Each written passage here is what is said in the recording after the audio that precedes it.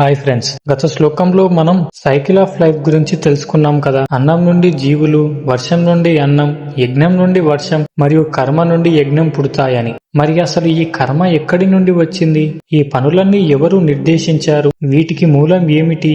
ఈ ప్రశ్నలకు సమాధానంగా శ్రీకృష్ణ పరమాత్మ ఈ శ్లోకంలో ఒక అద్భుతమైన గొలుసు కట్టు రహస్యాన్ని చెప్పారు. అది మన జీవితాన్ని ఎలా ప్రభావితం చేస్తుందో ఈ రోజు చూద్దాం. ముందుగా శ్లోకం అర్థం ఏంటంటే, కర్మలు వేదాల నుండి పుట్టాయి.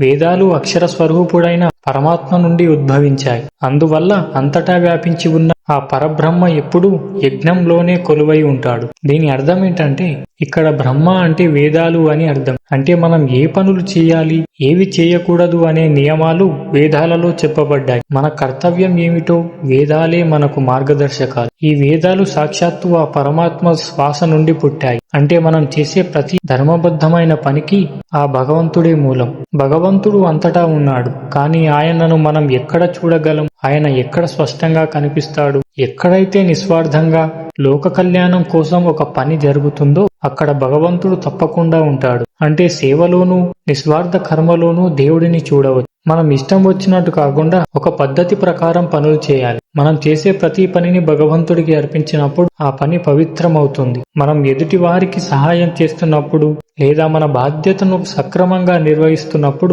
మనం నేరుగా భగవంతుడితో కనెక్ట్ అవుతున్నామని అర్థం. ఈ శ్లోకం నుండి నేర్చుకోవాల్సిన విషయం ఏంటంటే, మనం దేవుడిని వెతకడానికి ఎక్కడికో వెళ్ళనవసరం లేదు. మీరు చేసే పనిని నిజాయితీగా చేయండి, అది యజ్ఞం అవుతుంది.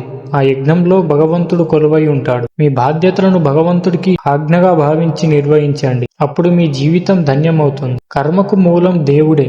ఆ దేవుడిని చేరుకునే మార్గం నిస్వార్థమైన కర్మనే. మరి ఈ జీవన చక్రాన్ని అనుసరించని వారి పరిస్థితి ఏమిటి? ఈ లోకంలో వారు ఎలాంటి కష్టాలను ఎదుర్కొంటారు? వీటి గురించి తర్వాతి వీడియోలో చూద్దాం. మరిన్ని ఆధ్యాత్మిక రహస్యాల కోసం మన ఛానల్ని సబ్స్క్రైబ్ చేసుకోండి. జై శ్రీకృష్ణ.